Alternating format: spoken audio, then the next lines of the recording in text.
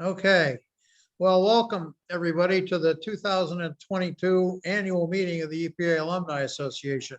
I'm very sorry we're not meeting in person. Next year, COVID permitting, we will. I'm pleased to report that our association currently has 2,364 members, about 2/3 in the regions and the labs and 1/3 from the headquarters area. Almost 400 people have signed up for this event. Most are members, some are not. Those that aren't members, I encourage you to join. It's free, which is good. There are lots of benefits, and you're eligible if you served as an EPA federal employee for a year or more, or you are a current employee and retirement eligible. So please sign up. The agenda for today has three components. First, we're going to have a short business meeting, focused on reporting the results of the board election. Then we're going to go to the main event, which is the conversation with 5 previous administrators. And then after that ends, we're going to have breakout sessions for people so people can schmooze. So with that, Chuck, I'll turn it over to you for the business meeting. Okay, thank you. Good to see everybody. I think most of you know that each year the terms of some of our board members come to an end, and we have an election to bring the board back up to strength. This year marks our 14th such election, and we're thankful for all the members who've served over the years on the board to help govern this association. This year, Mary Louise Ulick and Steve Wheel have completed their 6 years on the board and are stepping down. Mary Lou has led our celebration of the 50th anniversary of EPA, and Steve is famous for his weekly newsletter that many of us subscribe to. He has just published the 274th edition of that newsletter, if you can believe that. So thank you both. Richard Embry has had to resign from the board, and we're also sorry to say that Vic Kim passed away suddenly this year. Dave Ulrich and Kevin Manoli have both completed their first-year term and are running again for a second term. So we had 8 wonderful candidates on the ballot this year for the 6 positions. And you, our members, have elected the following people to serve on the board this year.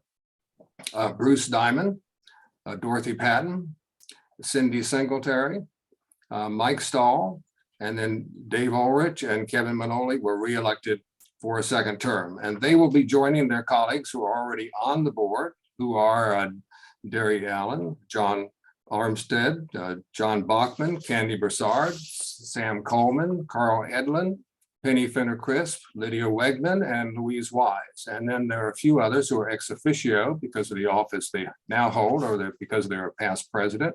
And they are David Minotti, David Calkins, Phyllis Flaherty, Tom Vantaggio, Bob Whalen, and yours truly. So that's the election for this year. We've got a great board going forward. And David, back to you. Okay, thank you, Chuck, and congratulations to the people who are elected. We look forward to working with you. Now I'm going to turn it over to Bob, who's going to be the MC for the conversation. Bob? Great. Thanks, David. We've got 4 former administrators on the Zoom right now, and we expect Bill Reilly to join a little bit later, but I'm delighted to have served with the administrators, with the exception of Gina, whom I've had the pleasure of meeting and working with since she was at EPA and left EPA. So this is a great amalgamation of talent and experience, and we're really looking forward to hearing some thoughts from the former administrators. And we thought we'd start off with a couple of easy ones before we get to the tough stuff. One thing I know is that administrators are often wined, dined, feted, amused, and otherwise occupied in foreign lands as part of their responsibilities. And I bet that each of the administrators who are with us on the Zoom has had at least one interesting, if not amusing, experience in their capacity as representing the United States as EPA administrators. So Lee and I were talking about some not so amusing foreign interactions the other day on the phone in preparation for this call, but I'd like to throw it open to all of you and ask if you've got something to share with our members about foreign travels for EPA. Well, Bob, the first two things that come to mind for me, Christy Todd Whitman was named as the administrator. I think at the time I was assistant administrator, and we were charged with going to an international meeting. I think it was on climate change in Italy. And as we are walking to the meeting, her shoe breaks. And so, Steve, we have to find a store I can buy some shoes. So my first experience with the then administrator, Christy Todd Whitman, was helping her pick out shoes so that we could go to the meeting. Lucky that happened in Rome and not in Ouagadougou.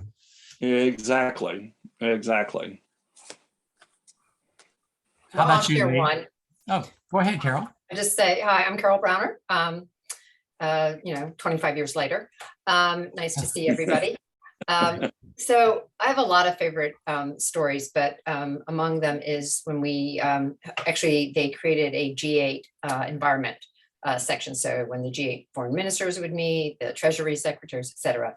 And the best part of my posting was the German environment minister, who went on to get a first-class upgrade. Angela Merkel was my counterpart in Germany at the time. She was awesome.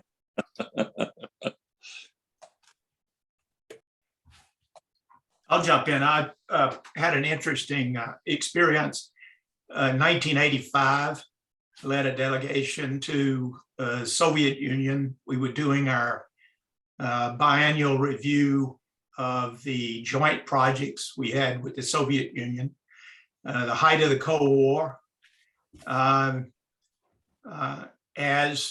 part of the reviews, I went out to visit sites.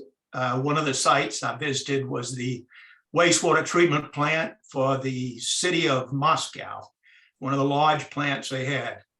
No employees were there. It was one supervisor. This was a massive plant. I asked where all the employees were, and they said, with foreign dignitaries, we don't have any employees on site. We give them the day off. I guess they were afraid they'd talk to us. We walked around the site, and as I got to the effluent, which was going into the Moscow River, it was bright red. I asked them if, as a result of a government decree, they were required to have red water in a communist country. They didn't think it was funny. I guess it was something I shouldn't have brought up. Turns out they didn't have pre-treatment at a dye plant upriver. Wow. Wow. But before Gina steps in here, I neglected to say at the outset, sort of like the NFL, this broadcast is for the private use of our audience, former EPA employees. It's not for attribution from a press standpoint, and Gina is participating in her role as private citizen rather than as climate advisor to the president. So hopefully that gets us squared away on that front. Well, thank you, Bob. That helps me not to start out being a nerd. So you took care of all that for me. I appreciate it. I am not speaking for the White House at this point or the administration, but I probably shouldn't speak about this no matter what. But I had an interesting experience when I was in Japan.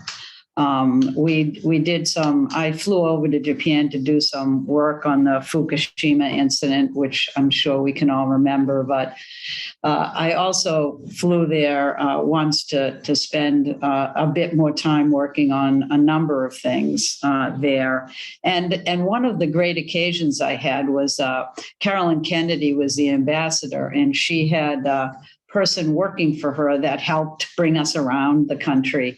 And one of the things that I did not know, but he pointed out, was that he was very close to some folks that ran a troupe of sumo wrestlers. And so they said, do you want to go see sumo wrestling? And it was at this small little, almost like a storefront. And we went on inside and sat on small benches. And my security team was there, of course, my and they were sitting on the floor, and the sumo wrestlers came in and they were just doing training. And it was the most interesting thing that I've ever seen when you saw these sumo wrestlers. And we got this all on tape because nobody could resist taking pictures of all this. They'd throw them off the mat and they'd land almost in the lap of my Secret Service people, who were absolutely mortified. They didn't know where to look because they were dressed up as sumo wrestlers. And so if you could see the look on their faces as they tried to casually turn aside from what was otherwise it would be a pornographic film.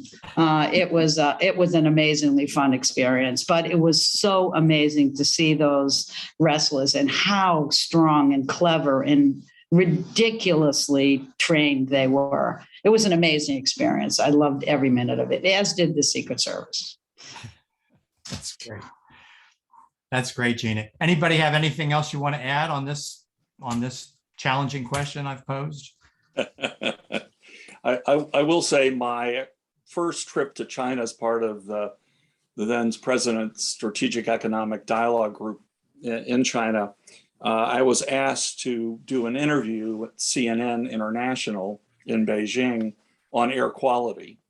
And at the time, the Gobi Desert the winds were blowing. This was before the Olympics, and coal factories were churning out high sulfur coal. And so, you're in a suit, white shirt and tie, and the CNN were going to interview me standing beside the CNN building. Well, the producer decided it would be a better shot if I went up to whatever floor it was, the 10th or 15th floor, and went out on the balcony with my back at the edge of the balcony so they could take a picture of me and then showing the air quality. One problem, I don't like heights. So I did the interview and the wind started picking up, and the air quality was so bad that as my tie flapped in the wind, you could see on camera, probably pull it up today, you could see on camera the white underneath where my tie had been positioned and the brown from the air quality on either side. It was a graphic representation, but I will say, as I stood on this balcony, I was convinced it was made of bamboo and I was going to fall, but I made it. Glad you made it. Anybody else want to jump in with another one, or we can move on? All right. Well, this may seem like an oxymoron, but I know from personal experience that from time to time, something amusing happened at a congressional hearing. And I thought you might have some stories about at least one amusing moment you experienced when you were up there on the Hill. We had a musical group in OWAL, my former office, and they did a song to the tune of "Going to the Chapel," and it was "Going to the Hill, gonna get beat up." So there was a lot of that, but I was there when Don Young wore his beanie with his propeller on top. So I don't know, any fun times up there on the Hill? How about you, Carol? I bet you have one. Well, just a few. It was complicated times, as you might remember. That we had a change in the leadership structure my third year at EPA, and I guess the end of my second year. And to say the least, the new folks in charge were not very fond of the Environmental Protection Agency. They were kind of thinking about putting us out of business, and that proceeded.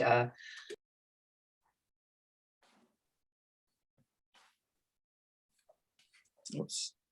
Carol, you hit the mute button. When Tom DeLay, you may remember him. You may remember him from Congress, but you might remember him from Dancing with the Stars, where he didn't do so well.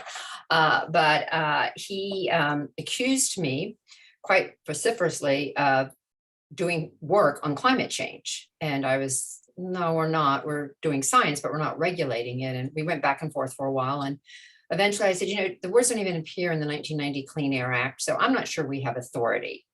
And he said, well, you should go ask your lawyers. So I went and asked John Cannon, who was the general counsel at the time, and some of you may remember he wrote the Cannon memo, which said, well, actually, we did have authority if we found that greenhouse gases endangered public health and welfare, and the rest is history. The Supreme Court agreed with that memo, and because of that, people like Gina and Lisa Jackson and Mr. Regan got to begin the effort of actually regulating greenhouse gases. I am sure Tom DeLay has no clue that he is the proximate cause of why EPA is doing what it's up to today.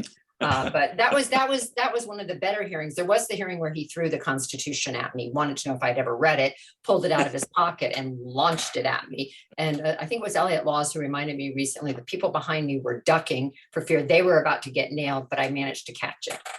All And right. Gary Guzzi kept it. That's great. Who's next? Well, I will. I'm brief on this. I think I testified about 100 times, and no, I don't remember anything amusing. Always amusing. That was the thing. You had to decide. It was just amusing. Yes. Well, I could mention one that was, in retrospect, amusing. I was giving some testimony in front of some committee. God only knows what it was, but it was very controversial, as they always are. And there were lots of people in the gallery behind. And there was a lot of ruckus in the gallery, but both Laura Vaught, who was with me at the time as my legislative person, and we just kept plugging away to answering the questions. And we left and we went, that was really kind of ruckus. And the next day we realized from looking at a picture in the paper that it was the two of us in the front at the table testifying, and all behind us, the entire gallery had foil hats on, the kind that went to it. We had no idea this was going on behind us. We laughed. I couldn't believe it. So it wasn't amusing at the time, but the next day it was hysterically funny that we could be so friggin' focused on the in front of us that we never knew it was coming up behind us. Bad thing for an EPA administrator, I think. I'll just say, Bob, that I testified. I set the record for the Clinton administration in terms of appearances before Congress. God knows how many. But what was harder than appearing were the dry runs we would do with all of you in the basement. I think it was in the basement of Waterside Mall, and everyone would try and trick me on various sections of this or that for the budget hearings. Those were harder than the congressional hearings. You guys knew what you were talking about. They rarely knew up in Congress what they were talking about. And Carol, I remember the EPA team seemed to enjoy it, certainly more than I was in that preparation. It was stump the administrator. I will say, Lee, my response was exactly the same. And all the testimony, I don't recall there being any fond moment whatsoever. But I will share a story that, as President Obama was president and Bush, one of the traditions is every former president gets their oil painting to be presented at the White House. And so I don't remember, it was a year or so later after President Obama was elected, then there was a presentation of the formal President Bush's portrait to be hung in the White House. So my wife and I were invited. So we went, and it was a fun event. Well, there was a receiving line. The first one in the receiving line was President Bush. The second one was President Obama. So Bush gave me a big hug. Oh, it's great to see you. And President Obama, who was a junior senator back in the day and was on my oversight committee, we had become good friends in congressional hearing. And he hugs me.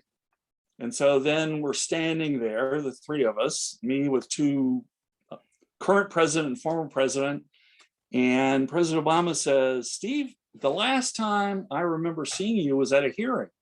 And as I recall, I treated you very, very well. President Bush spoke up and he said, well, I recall that hearing as well. I didn't have the same conclusion that you did, that it went well. So that was our remembrance of one of the last congressional hearings. But Wow, yes, great. I testified a number of times with the Department of Army on wetland issues, and Michael Davis, who had been at EPA and was in the Deputy Assistant Secretary position there, said he had harsh training and called it a murder board at Army before these hearings. And they said, look them in the eye and call them by name. Whatever you do, don't try to make a joke.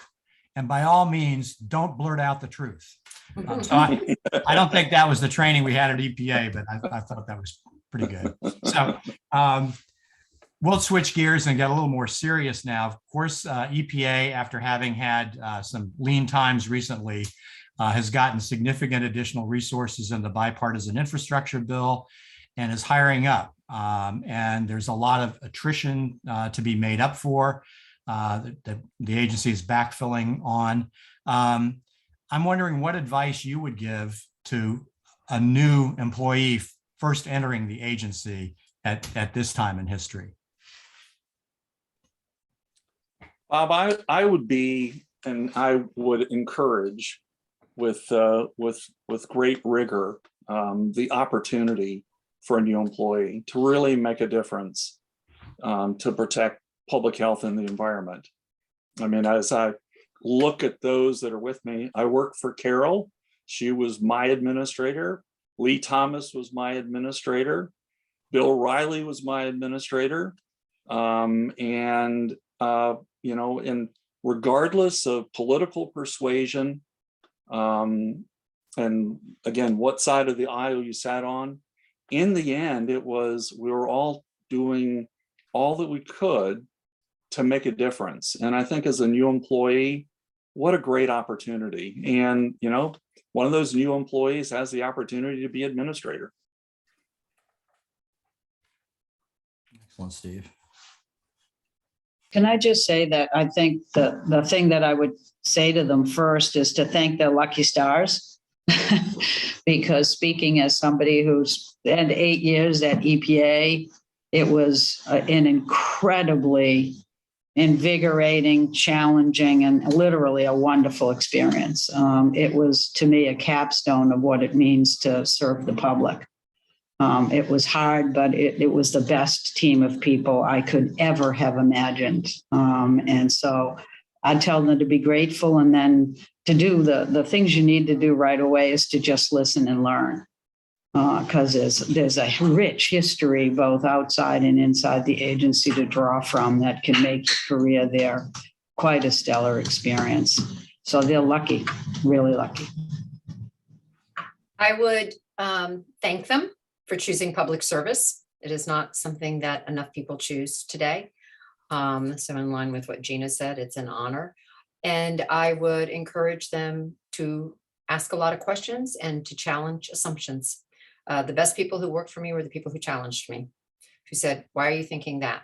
What about this? Occasionally I had to challenge some of them, but that it is an opportunity to make a difference, to give something back to a country and to chart a different future for the world. Great. I think I would suggest a couple of things. One is spend some time with some of the veterans in the agency, really learning about the overall agency, not just their particular responsibility, and some of the history of the agency, and understand some of the culture of the agency. I really agree with Carol and Gina and Steve. It's a great place to work. I found the people at EPA just terrific. I worked in government for 21 years. The 6 years I was at EPA were really a highlight. Just such a great team, committed team. I would also encourage them to really learn the details of their responsibilities, understand the law, understand the science, and reach out beyond the agency itself to understand the regulated community and the interest groups that are interested in what they're going to be doing. So learning both within and without, I think they can have a great career at the agency. Excellent. The four of you also had all had interesting backgrounds before you arrived at EPA, and somewhat different levels of experience in dealing with the environment, for sure.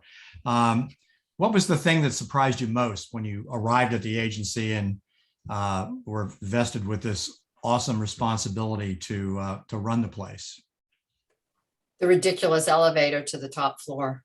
Oh, Carol, I'd forgotten about Hold on. that one. That one time, Shimon Peres, who was a very famous figure in Israeli history, came to see me and got stuck in the elevator with 3 bodyguards for 20 minutes. Yes, I was shocked at the elevator. You know, Yeah. I would add to that the building, the condition of the building really, what's happening? The condition of the building was shocking to me. I had visited there, but I hadn't quite taken in the fact that the tile was falling off the walls in the bathrooms. And yeah, I remember the office was closed for water flooding problems and later asbestos for much of the time I was there. But I think that stepping back from it, my wife reminded me of something that was very true there. She said, you know, when I asked you what this job would entail, you said that it would involve reconciling economics and health and environmental protection and cost of safety. And she said, seems to me all you do is fight. And I was surprised at the degree of suspicion or of focus on EPA by the White House and by the other agencies, by OMB. And I thought that we received a degree of scrutiny and attention out of all proportion. And it was not necessarily positive. And I remember talking to Linda Fisher about it. And she had said that in your time, Lee, that was something that she noticed, and it hadn't changed, even though I had a president who wanted to be the environmental president. But a lot of his people didn't get why. But at any rate, the degree of attention and wariness that we received, and I think this is true historically for the agency, made us very good at the development of regulations, at their defense, at understanding the economic impact of them, so that very often we outclassed a lot of our critics and dealt, I think, with the criticisms generally respectfully and effectively. But I guess I expected more respect. Bill, you're the person who told me you'll be more popular the further away from Washington you get. Yes, I did. And that was true for me. True for me as well. Yes. You know, if I can add something, the funniest thing that I can recall did not involve me. It involved my predecessor, Russ Train, who liked to get away from Washington quite often. He was an internationalist and very active in the NATO Committee on to Protect Modern Society and other international ventures. And Jamie Whitten, who some of you may remember, was the chairman of the Appropriations Committee in the House, and he was a tough old bird. And he didn't have an awful lot of sympathy for EPA itself, and particularly for Russell Train, who he saw as a showboater and a traveler. And he said to Mr. Train in a budget hearing, he said, you know, you're head of EPA. It's the United States of America that you're supposed to protect. And I see that you're traveling around the world, and I don't approve of that. I think that's misspent money. Now, he said, I'm going to go down some of your travels here and ask you to explain this now. So tell me, he said, what's this Debilsi? And he forget how he pronounced it. And Train looked up and said with a very sincere kind of warm, understanding expression, well, that's in Georgia, sir. And Mr. Whitman said, oh, well, that's all right. And of course, of course, Train was backed up, as we always were when we testified, by a lot of our own people, and they all got it and laughed. And I don't think Mr. Whitten knew quite what the humor was all about, but I thought it was just a wonderful moment. That's great. And welcome, Bill Reilly. Bill was unavoidably detained before when we first started this meeting, but we're so glad you're here with us. It's great. Well, I'm in a sushi restaurant in Petaluma.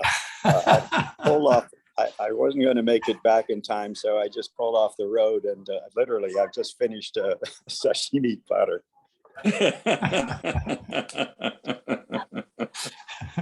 Good for you. Lee, did you have a surprise when you got to EPA? I think maybe. Well, I won't. I got surprised when I got to EPA. I came in, I actually came in as a part of a group of 4 people to deal with the agency when Ann Gorsuch Burford was in the process of leaving. So my surprise at EPA is I had never worked in the environmental area. And my first job was to be the acting assistant administrator for solid waste and emergency response, the job that Rita Lavelle had been fired from.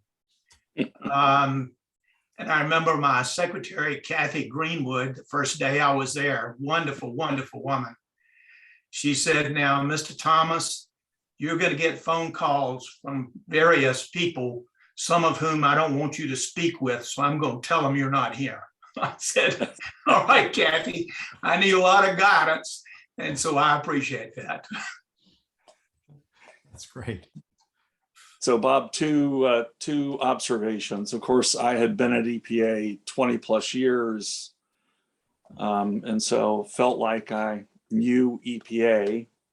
I will say 2 things that struck me. One was, as I prepared for the swearing in and the oath of office, and as all of you know, as federal employees, you take the oath of office, and the oath among the language in the oath is, I take this oath freely without any mental reservation.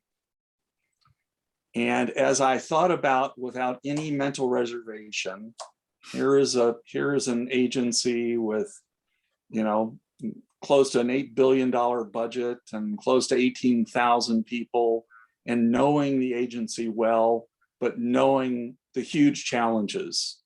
And as Bill described, the challenges from within, whether it's O&D or other cabinet offices, to congressional, to others. And it was a moment that really reflected on the significance of, yes, taking that oath freely without any mental reservation to take on the challenges. And there was a second surprise to me, and this was early on. There was an opportunity to clean up a river that could be fishable, swimmable, but it was attached to an abandoned mine. And a number of environmental groups and the hook and bullet crowd, if you will, and others were well prepared to fund it and to do it, but it required congressional intervention because it's abandoned. And if they cleaned the stream, they would become owners of this mine and all the issues with it. So I went up Capitol Hill to try to convince that this was a good thing to do. And one member of Congress said, you know what, Steve, I think it's a great idea, but I am not going to support it because I do not want to give the president credit for this action. And it was at that moment, that was a surprise to me. I thought I was experienced. I thought I had had the battle scars and the scar tissue, but to me, it was, again, unfortunately, an example of dysfunction on Capitol Hill and a disappointment in not really supporting and letting the politics get in the way of environmental protection. So that was my second issue that I had, and really was a surprise. And not a happy surprise, obviously. And not a happy surprise. Right. Gina, did we hear from you on this one? No, but I'm not sure I have any snappy answers. I think the biggest surprise when I became administrator was becoming administrator, because that certainly wasn't on my radar screen. The only other surprise I had that was notable, but it was when I was administrator, it was actually fairly late in my tenure there. I can remember being so anxious to get away with my family in August for a week's vacation in New Hampshire. And I was already late because we had to do the announcement for the mercury and air toxic standard and all that kind of stuff. So I ended up going late. My family was already there. I got there early on a Wednesday morning. I was staying for that week and the weekend. And I turned the TV on and I walked in, or someone turned it on. I walked into the room and the first thing I saw was this river that was running that looked like it was bright orange. And I said to myself, holy, you know what? I hope this is Brazil. And I turned the sound up and lo and behold, it was not another country. I put my suitcase back in the car, drove myself back. Those are the kind of surprises that I recall more than the happy ones. Well, I have a happy surprise. Gina reminded me of this. I was on vacation with my family camping, and the park ranger comes to the tent. It's 4th of July weekend around that time frame and says, there are these people on the phone. They say they're from the White House and they need to talk to you. And I'm like, that might be. So I went to the ranger's office where he didn't give me his chair. I could sit on the floor. And it was the president's chief of staff, John Podesta, calling to tell me that the TMDL bill, which we were working on, everyone knew we were going to finish in September or October. They had just gotten a rider in a bill that had come to the president saying we couldn't finish the work. And so I, of course, suggested maybe the president could veto the bill. That wasn't going to happen for a number of reasons. And Chuck Fox, I got on the phone with Chuck. The ranger was still not giving me his seat. I was still on the floor. And Chuck and I talked about whether or not we could ask the people in the water office to work 24/7 so that we could finish the regulation. And then the president would finish the regulation, and then the president would sign the legislation saying we could finish it. And everyone gave up their vacations, pitched in, got it done. We put this poor woman in a car with cash to go to the Federal Register because we were afraid if the check didn't clear, that would count as a finished rule. She called us and said, okay, I have this stamp. It's a filed rule. It's a finished rule. I've given them the cash that you gave me. And I called John Podesta and the president signed. But it was such a testament to the folks at EPA. I mean, because it was not an easy thing to do. I think people worked sort of 24/7. I think we had whatever the veto time is, 7 days, 9 days, whatever. But we got it done. Yes, that was Cynthia Puskar who took that. Oh, you remember who took it? Oh, I remember. Yes, I remember. I don't know where we got the cash from. I don't even know how much it was. I don't remember that part. Bob is now going to send you the bill, Carol. That's Yeah. Well, we appreciated your coming over to the office to thank people after that one. That was a tough one. For sure. That was a tough one. Yeah. So that's a great range of responses. And I don't know if having those people trapped in the elevator between the 11th and 12th floors helped motivate getting EPA out of Waterside Mall, but those of us who spent a decade or two there and were able to eventually transition to the William J. Clinton building, we're certainly grateful that move happened. So just so people know, that wasn't the first building I was offered. Buzzard's Point? I get a phone call. So I went to Vice President Gore, who obviously I knew well. And I said, Al, we gotta get out of here. And he goes, okay. So he calls a few weeks later, drive to this address. Tell me what you think. Well, now you would choose it. It's actually now where the Department of Transportation is. But back then it was like, if you thought EPA was in a bad location, this was like you were going to purgatory. So I called him back. I said, that won't work. So he calls back 2 weeks later and he gives me another address. We jump in the car, we drive by, and I'm like, we'll take it, whatever, we'll take it. That was Ariel Rios at the time, now William J. Clinton. But yeah, it was a nice piece of real estate work that the vice president did for us. Thank you, Carol. It was a beautiful office. Yeah, for 10 offices. I wasn't there for very long. I moved in at the end. I thought it was kind of like possession is 9/10 of the law. So let's just move as many people as we can and get them in there so no one can be kicked out. I just looked at it the first time, Carol, and thought, oh, they're all going to get soft. It's I think it's nice that EPA finally went downtown. Oh, it's terrific. It was, Right. And Gina, you could probably, when you were administrator, you could probably walk to the White House. Right. I could definitely do that. Well, those are some thoughts about what happened when you opened the doors or moved up the ladders, in your case, Steve and Gina. What about when you were headed out the door? What advice did you give to your successor? Carol, you must have had some advice to pass along. I don't know that I was asked. I asked Bill for a lot of advice and he was very, very, very, very helpful. Different transitions conduct themselves in different ways. I do remember walking out, it was 9 o'clock. The inauguration was on Saturday and I left the office at 9 p.m. on Friday. And I remember the walk thinking, I hope we did as much good as we could in the 8 years. Time will tell. I remember as I was leaving, I learned from the example of Lee Thomas, who left me with probably 6 weeks of nothing in the way of new regulations to defend or do.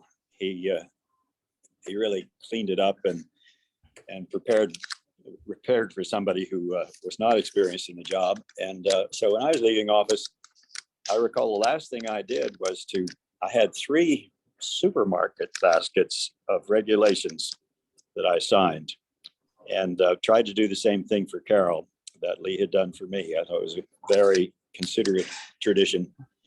And it was actually, I remember feeling sad. I think it was Linda Fisher who said, why are you sad? What are you concerned about? And I thought, well, you have the opportunity to do more significant in a day than many jobs accord you in a lifetime, and do good too.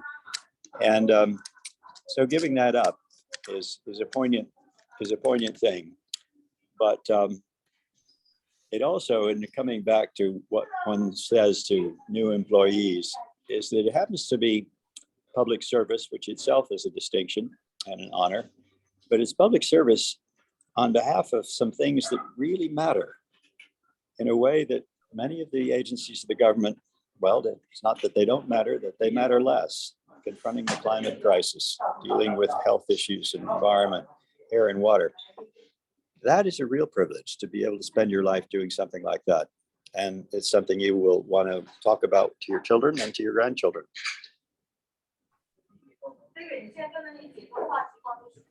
Thanks, Bill. Lee? As I was leaving, some of you might remember, I went to every office of EPA. I took like 10 days and I flew to every office to thank everybody. And John Hankinson, who some of you may remember, in honor of it, made up a t-shirt that looked like a rock and roll concert t-shirt that was the Carol Browner Farewell Tour with the name of all the offices down the back. I'd completely forgotten about this t-shirt. I have a 34-year-old son. Some of you might remember Zach. He was little, now he's big. He's a school teacher who wears these shirts. I ended up with like 10 of them and he's taken to wearing them to school to teach in. So I keep seeing the Carol Browner, students have no clue who Carol Browner is because he has a different last name. But I remember having that chance to go and see everybody. It was a really special time. I think with the transition from me to Bill, probably the best thing we did is we had a really good joint transition team that I think spent good solid time together. I think the fact that Bill and I were able to spend some time together and have a good discussion about where we were on a number of different issues, and that team was able to really deal with a lot of the detail, helped the transition quite a bit. I do recall my last couple of weeks at EPA, and I also remember being in the office as the new president was getting ready to be sworn in. I was trying to get a air regulation through the OMB process. And it had to do with onboard controls for volatiles. I remember the night before I was raising hell with various people over at the White House about if they weren't going to sign off on it, I was going ahead and sign it. They were explaining to me I wasn't going to do that anyway. And I remember my wife coming in and said, "Lee, give it up. It's over. Give it up." And I think I finally, I guess, concluded I've done all I can do. It's time to go. I remember you're explaining that regulation to me, Lee, and I said, "On board what?" I had no history in it, no idea, and I thought, "My Lord, this is going to be a more complicated job than I thought." Wow. Yeah, Bob, I too, like Carol, was not asked, and I felt sad about that. Yeah, I understand the politics involved and the difference in political persuasion. That I understand, but also felt like someone who had spent 30 years and virtually every program at the agency that could provide information, advice, whether they took that or not.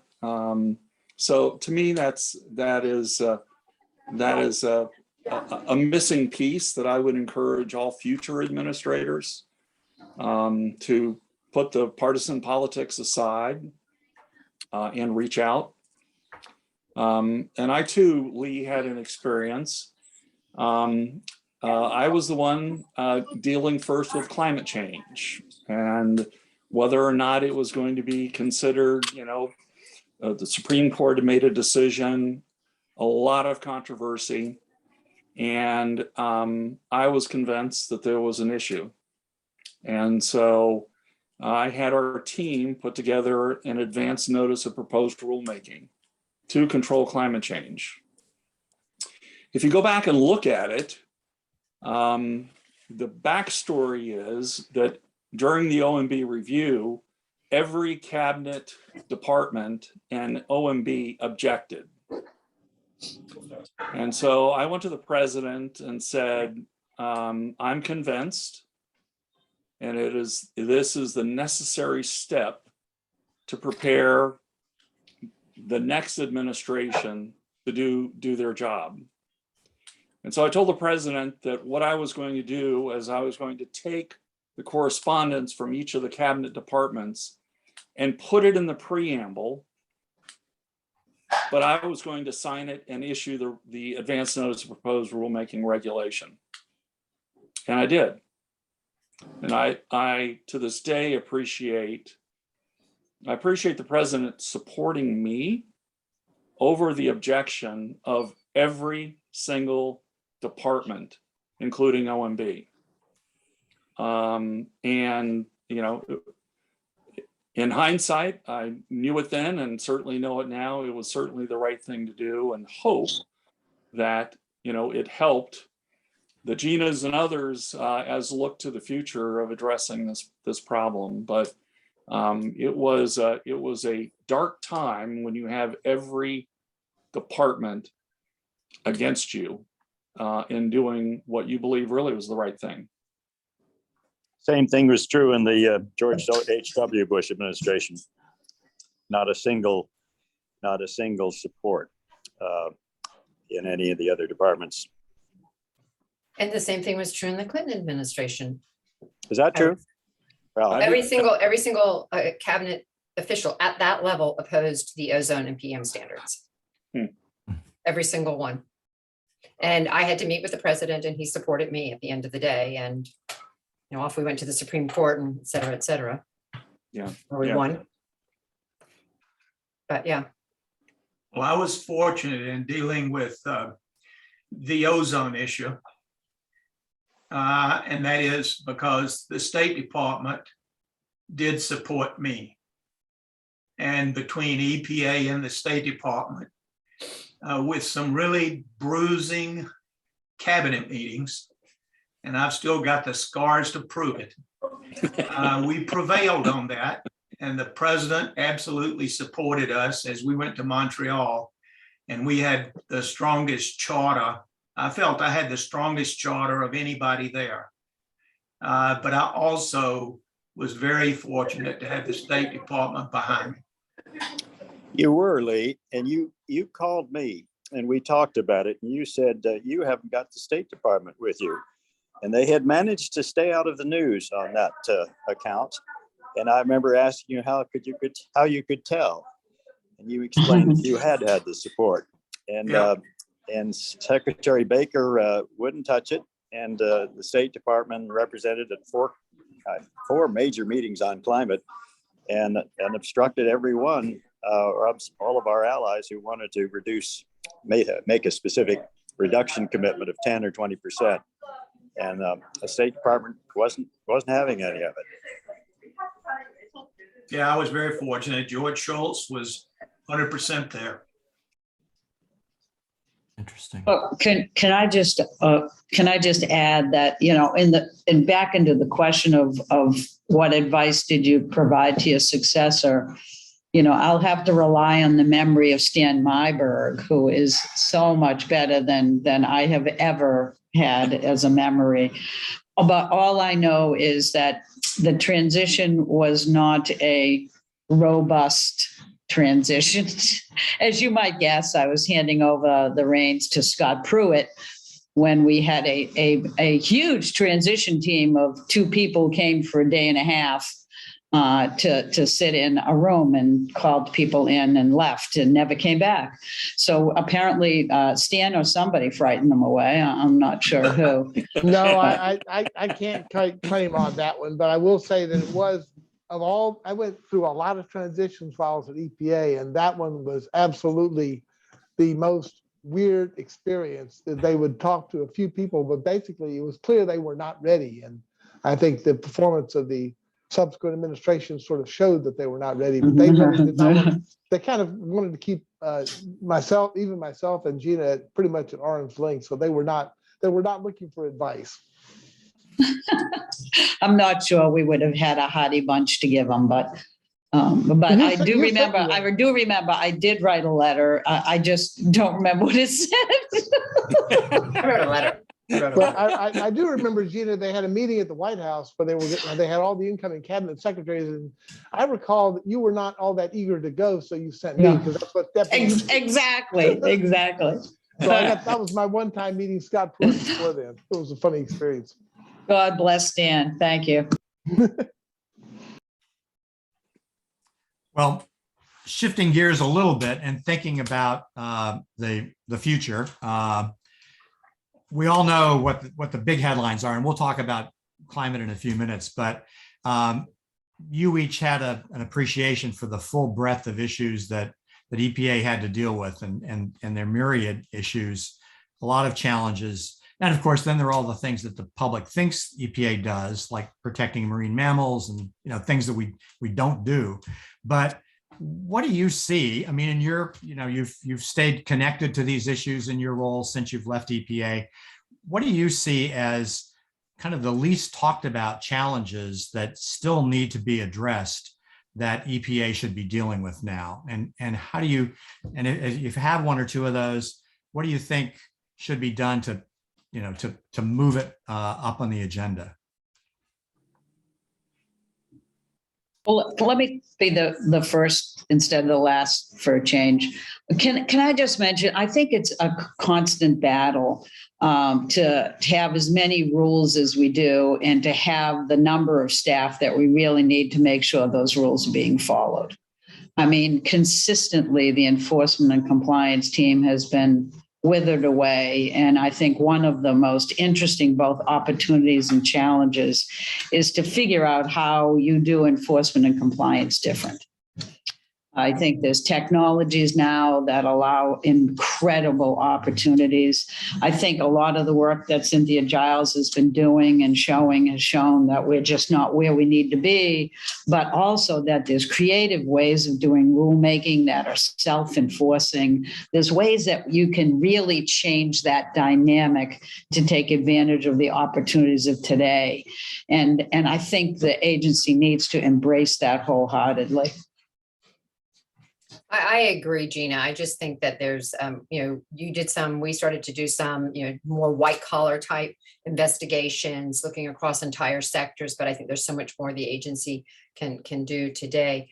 I also, I was on a call earlier today. It was the little event to recognize the 25th anniversary of the Children's Office, which was a lot of fun. But, in talking about that, the trajectory that we created by starting to think about children and starting to think about cumulative impact leads you right into thinking about just and equitable means of addressing climate change. And I think that is going to be very, very hard for the agency because the laws are not set up that way. The agency is not set up that way. But, if we attempt to deal with the realities of climate change mitigation, adaptation, resiliency with the tools that the agency has used so well heretofore and made so much progress with, I think we will, not just the agency, the country will come up shorter. And so I think the challenge for the agency is to think about a just and equitable transition as we confront the realities of climate change.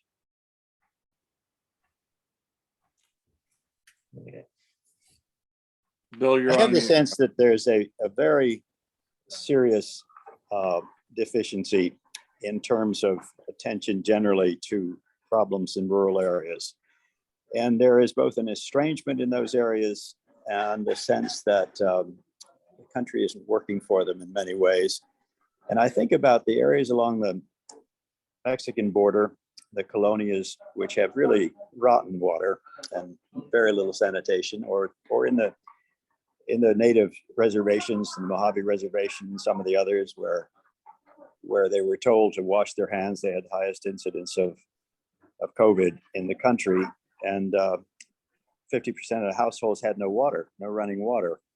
We've got huge problems in Central California, and the combination of water drawdown, drought, and failure to attend to the needs, the water supply needs, that even more important, sanitation, cleaning up the water in so many of these areas continues to fester and has received surprisingly little attention for how many health problems it's associated with and it causes. I would really like to see us take on the kind of thing we did in the Clean Air Act and tend to it in the Clean Water Act with a much more focused perspective on the most needy areas of the country, and also on agricultural problems, which is another place where I think the agency lacks standing, lacks respect. And Ruckelshaus and I used to talk about this. Why were people so angry at EPA in the Northwest and South and any number of other places as well? And I think it deserves, frankly, a higher priority of communication to show that the agency is attending to health issues that affect all of these people, but an awful lot of them really don't recognize it. Very good point. Yeah, Bob, I would just add when you pose the first question, just picking up on what Gina said, the agency has suffered a significant brain drain. EPA is now, was the new kid on the block when we were there, and is now a mature agency. And then through certainly some administrations, the agency has been decimated. And so whether it be retirement, whether it be of just moving on, that's, I mean, we know we have climate change issues. We know we have clean water issues. We know we have other air issues. We know of Superfund sites, and there's a lot of publicity, a lot of talk, and certainly attention, and rightly so. But the sort of the plight of the EPA employee, other than perhaps, the annual budget hearing, we don't hear a whole lot about. And as already been said, is somewhat underappreciated. So I think one of the untold stories and needs is really bolstering both in number and perhaps in spirit the great team at EPA. And then to pick up both what Carol and Bill said, as we look at, I'll call them sensitive subpopulations, whether it be particular ethnic or diverse groups or migrant workers, for example, there's a lot of work that has been built from the children's office to now, but still a huge challenge. And part of it's science driven, part of it's probably policy and will, and funding is part of that, but nonetheless, it's a challenge that really needs more attention to.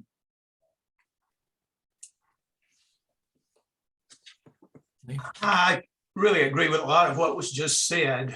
When I left EPA, I went out and started off running an engineering company, then went into forest products. I've been in business now for 35 years.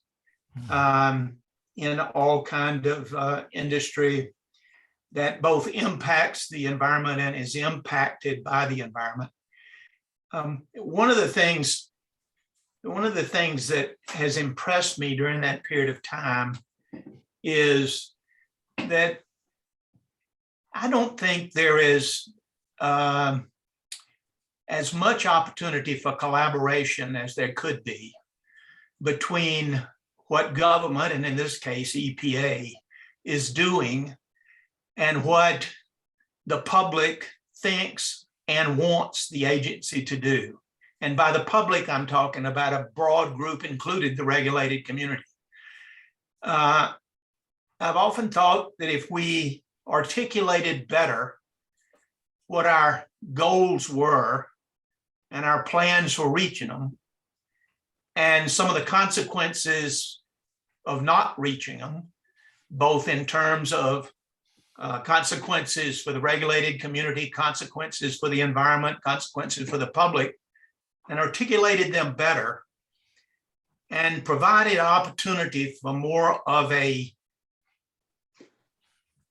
to use your term, Steve, brain drain inside to pull in as much information, knowledge, and collaborative support as possible. I think it'd be well worth our while, both in terms of more effective regulation, more ownership by the public of what it is we're doing, more understanding by the regulated community of why they better do what we're doing and where they have an opportunity for input, and maybe less of the kind of negativism that we end up with. So it would require probably a new way of thinking about how we want to communicate, how we want to regulate, and how we want to plan and articulate what it is we're trying to accomplish and the progress we're making in that accomplishment. I often look back, I don't want to go on, but I look back and think we missed an opportunity. I missed it in terms of climate change. We were able to accomplish a lot with the Montreal Protocol There are a lot of reasons we were able to do that on a global scale. And I think I missed the opportunity, and maybe we missed the opportunity to build on that platform and expand it and work on it on an incremental basis. So today we're not talking about, gosh, we've got to solve this big problem. We got to start from nothing. It'd be, we've made incremental progress beyond ozone depletion. We've expanded it to include other things, and we're continuing to build on it. It's the kind of thing I'm thinking about when I think about what are our longer term goals? Where are the opportunities? How do we pull things together more effectively for the long term, and get more ownership and maybe get out of kind of the immediacy that we get caught up in.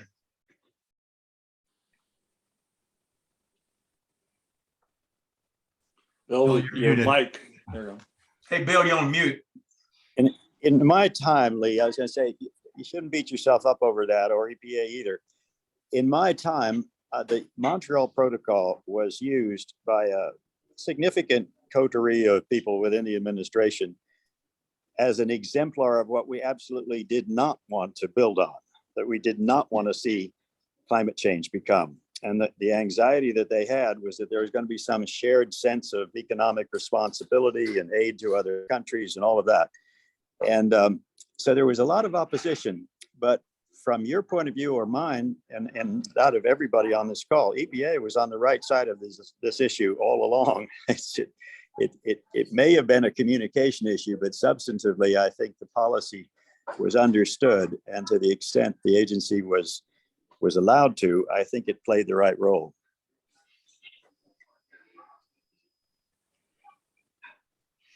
Any last thoughts before we move on? That's, yeah. I mean, that was one of the major international successes that EPA enjoyed, and there have not been so many since. And I guess just watching popular culture, watching what's happening more generally, I'm concerned about an increasing degree of climate dread setting in on the part of those who care and are paying attention to that issue. Is there some way we can energize the effort to make progress on climate change and avoid this sense of doom that's beginning to set in, coupled with the tendency that's really taken hold to question science, to question the sort of previously understood and accepted scientific frameworks for evaluating issues. That just seems to be, I mean, now there's science is equated with opinion. Never mind what the what the underlying evaluation of the particulars of the issue has been. It's can be dismissed as, well, that's somebody's opinion.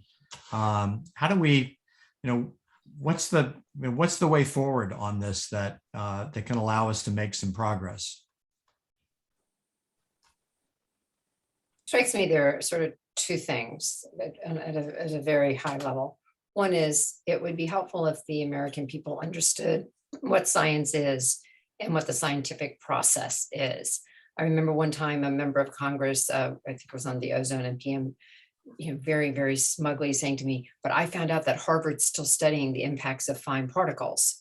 And I pointed out that they would probably be studying it forever because that's what scientists do. And that what the law said is look at the best available science. And so I think there is this, and we saw it, I think, a lot during COVID as well, just a lot of confusion over what is the role of science and what is the scientific process. So that would sort of be one thing. I think the second thing is just the democratic process. And I don't mean Democratic Party, I mean democratic process, and that people need to engage and that voting matters and that people need to become good citizens. And that means taking the time to become educated and to however you want to cast your vote, but to be informed on the facts. And it's said by both Democrats and Republicans that, we sort of live in a fact-free environment today. As one person said, and I think Bob, you were sort of alluding to, you're entitled to your opinion. You're not entitled to your own facts. The facts are what we can all agree on. And so around climate change, we can all hopefully agree it's happening and then decide what we want to do about it and have a robust debate about what we're going to do. But I think at the heart of where we find ourselves as a country and increasingly maybe the world is, really what is the democratic process and how do we engage our citizenry in that process? And how do we as individuals become good citizens?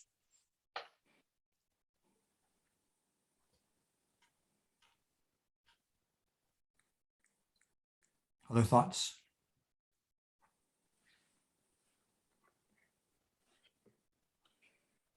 I'm waiting on Gina to tell us. I'm keeping that a secret. I thought I'd sort of wait till a little later in the year to unveil all of my brilliance.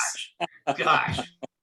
Listen, let me take a step up because I don't want to honestly, I can't get too much into specifics, but I think that at least this is what I tried to do, because you can easily get caught up into arguments about whether climate change is real. And that's ridiculous to be even participating in that. And I think the challenge that we have is that the vast majority of people in this country know it's real because they're experiencing it. The real issue is, how do you take action in a way that's going to really benefit people's lives today? Not to focus on the planet as the problem, but the people as the problem. Because what we do to fix the planet is exactly what you'd want to do to help families today have a better life. And if you can focus on that and have that be the main communication message, it's really hard to tell people that doesn't matter when it's their family, it's their income, it's their health, it's their security, and it happens to also be the only way that we're going to have a stable and secure United States of America. So it all should marry together. And frankly, if you start losing hope, go talk to young people, because they'll kick your butt. They won't tolerate it. It has to be done, and we got to get it done. And so I think we live at a time when the opportunities are ripe, when the hope should be springing eternal. And the only way we're going to lose is if we lose hope, because it's right at our fingertips to succeed. That's my 2 cents. And that is a good 2 cents. Yep. I see some A applause. lot more value than 2 cents. I think, both what Carol and Gina said, I think are spot on. Certainly as we look to the future, I think there are some encouraging signs.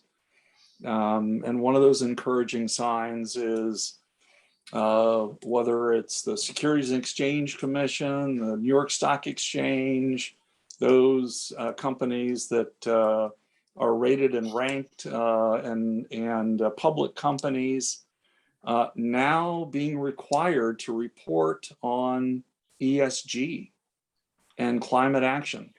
I mean, when I was administrator, that was always a hope, but it was certainly not going to happen during my tenure. But now to see that where, some perhaps are kicking and screaming and doing this, but others are, this is another business opportunity. And we have to take responsibility.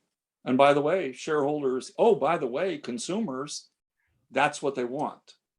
So I think that yes, there's the challenges of the science and objectivity and importance of a public democratic process to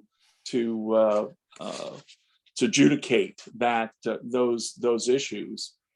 But on the other hand, we have a public who now sees it and is embracing and wanting to make sure, whether you're a consumer company or a big manufacturing company, that you are paying attention, reporting, and making a change. And so I think that really helps, in my judgment, helps tip the scale in the right direction. And of course, the other piece of that is it's not just, as we all know, it's not just one issue of environmental protection. It's intimately tied with energy policy. It's intimately tied with ag policy. It's intimately tied with transportation policy. It's intimately tied with homeland security and international security. And that all of these pieces are interconnected, and we have to be forward thinking. And I'd say the last piece, and certainly what I have spent my time in energy since being administrator, is really focusing on what are innovative technologies, whether it's innovative technologies to, deal with methane gas from a dump, and seeing the technology out in San Francisco actually working, destroying methane and running turbines to power parts of the city. I think that there's some great opportunities. And as I said, I hope with the energized ESG businesses that will turn that innovation spigot on even further, because it's going to have to not only for the United States, but certainly for the global economy, it has to. Thanks, Steve.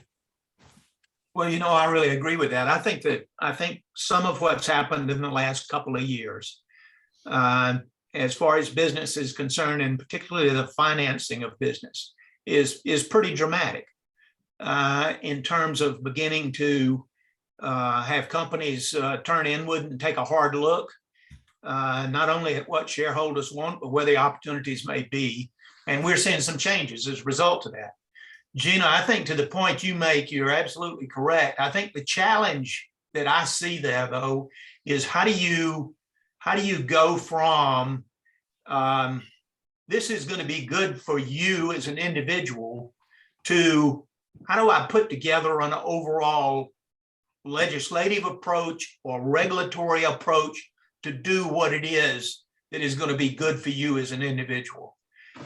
Several years ago, and I had worked on the climate change issue for quite a while. And one of the things I was working on, because I was seeing the effects on Florida, and I live in Florida, I was seeing the effects along the coast. I was seeing what Miami was doing in terms of spending a lot of money because of rising sea level, a variety of things. So I put together an overall presentation on the impacts in Florida today, not tomorrow, but today. And I went to various congressmen and talked about it in the context of one of the things I was interested in, which was putting up a financial cost on carbon. And it became obvious to me that was a leap too far. Yes, they understood what I was saying about what was happening in Florida, but the solution I was giving them was too big a solution. So the challenge is, how do you take it and how do you translate it into action? How do you take those things and translate it into action that you can get done? Who does it? How do you do it? So I agree with everything that's been said, and I do a lot of work in the private sector. I work with startups that are doing awesome things. I'm working on the SEC climate risk disclosure proposal with some companies. I agree with all of that, but I still think that we need to remember why EPA came into existence. It was a moral and ethical commitment that the country made to protect those things which we all share. And as much as I want there to be people getting wealthy off of new technologies and all of that, I also think there's a moral and ethical element to this. When I was working with President Obama, we would always say, oh, it doesn't matter what you think about climate change. You can make a lot of money. There's these green dotted, whatever. And when I left the White House, and I've told him this, when I left the White House, I started thinking about it. Well, it does matter what you think about climate change. You shouldn't get a pass on science. That shouldn't happen. But it also matters what you think about the future. And so I just hope as we talk, and again, this is what I do now is work with companies, but that we also always remember the moral and ethical imperative of the work that EPA does, which is to protect the health of our citizens, the health of those things we all share. Great point. Mhm. Yep. Carol, to that point, I heard CEO say, I look at these issues as what would a good company do? Just as we look at individuals, what would a good person do in a given situation? And really emphasize, if you will, a moral imperative. And agree. You know, We we had did, told- when we were cleaning up the Cuyahoga or dealing with the air pollution in, Pittsburgh, where it was so bad you couldn't see across the city skyline. We didn't spend all this time figuring out, well, how much will it cost? Is it cost effective? We did it because it was the right thing to do. Right. We No, had, you did, Carol. You had the authority to do that. And what I'm looking for is what are the specific actions we can take on this, and where's the authority going to be to get it done? Well, EPA can regulate climate change, as Gina knows.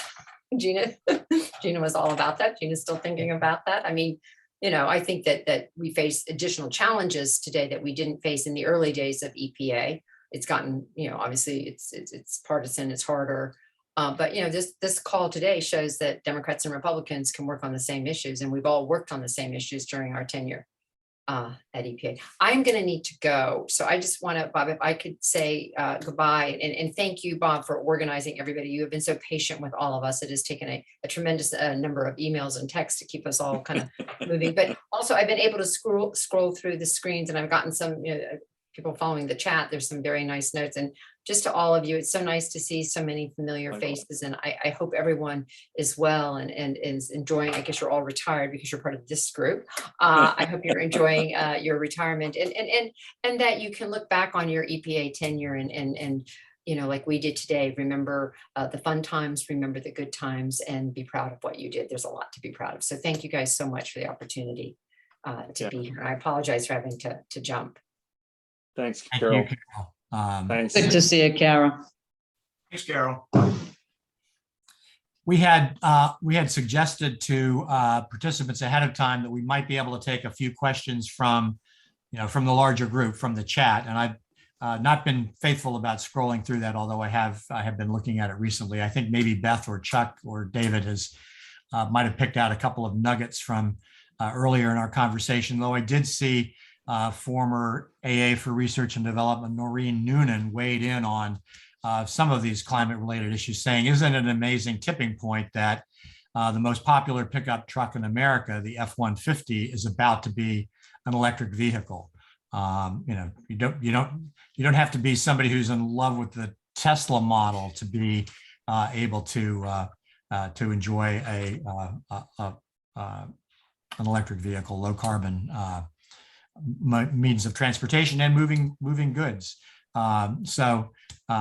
Thanks, Noreen, and others have suggested that shareholder proxies are a way to help motivate companies into a good direction on climate and other environmental issues, which is a good observation as well. I think this has been a great panel. I really appreciate everybody's time. It just reminds me of how lucky we were at EPA to have such terrific leadership over almost all of the agency's 52 years of history. I wasn't there at the very beginning. I haven't been there for now almost 20 years, but I certainly found wonderful leaders at the administrator level and the assistant administrator level during that period, with commitment to the mission and care about the individuals working at the agency. And I certainly think of it and remember it as a highlight of my life to have been part of such a great organization. I think we're coming to the close of where we expected to be with the panel. We weren't going to tie everybody up all evening, but we were going to begin moving to breakout sessions. And I know it would thrill, and those will be selected actually at random by Zoom. We can't populate those, but I've done those at some of our other big Zoom meetings, and they've been quite enjoyable. There's almost always somebody in that small group, and if you don't know anybody, you'll make some new friends. So, and it'd be great. I know it'd be a thrill for anybody who's in a small group if they find that Lee is in there with them, or Gina, or Steve. I'm not sure Bill Reilly was in a restaurant. They may have presented him with a bill. He may have had to leave quickly. But Or he's eating too much sushi. But if you can stick around for that, that would be great. I think I'm now going to turn it back to David and to Chuck for instructions on how we go about how we initiate the small group meetings, and any other closing comments you want to make.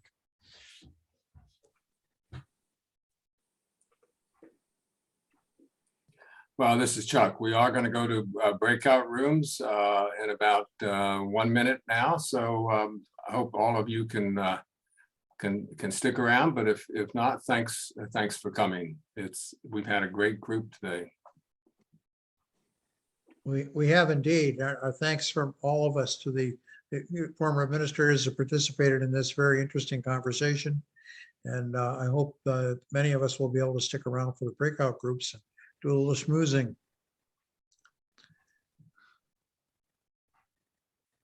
We did, by the way, make this available to some EPA employees as well. Some of our members who are connected to people who are still at the agency passed along the link, and we just got a comment from one of those new employees saying that they really appreciated the chance to see this interaction among the former administrators. So very grateful to you all for sharing the time and your wisdom. Bob, I'm afraid I'm going to have to pull out, but Okay. I appreciate the opportunity to be with you.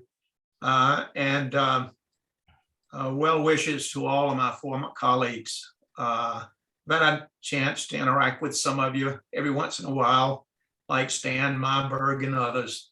But it was great working with you when I was at EPA. I miss you all. Thanks very much. Thank you, Lee. Yeah, and Bob, I too am going to have to check out, but I did want to say thanks so much to really all of my fellow colleagues for all the many wonderful years of service and the many sacrifices. It was fantastic. Often asked what I missed about EPA, and I said it was not the press and it was not congressional hearings, but I missed the issues and I missed most of all the people. You know, when you spend almost 30 years in an institution, you get to know a lot of people and count them as great colleagues, and many as still this day, decades later, it seems, good friends. And so what a compliment on EPA. And if there's any current EPAs on there, keep up the good work and keep pushing forward. And thanks again, Bob, for your organization. Great. Thank you, Steve.